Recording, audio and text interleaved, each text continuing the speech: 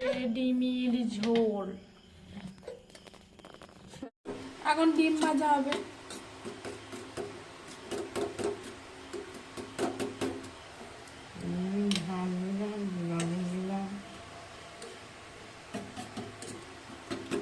ডিমেতে ঝালের গুঁড়ো, লবণ,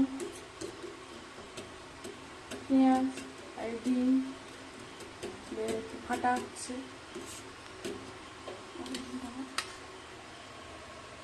এই ডিম দাও।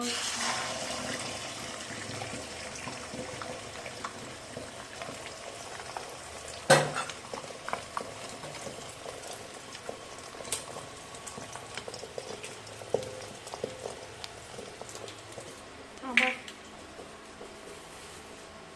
ডিম ফাটা হবে। ডিম ভাজা হয়ে গেছে, আমরা তিনজনই আছি। আর এইটাতে তেল দিয়েছি, পেঁয়াজ দিয়েছি, ঝালের গুঁড়ো, হলুদ আর জিরের গুঁড়ো ভালো করে একটু কষে একটু জল দিয়ে দিয়েছি।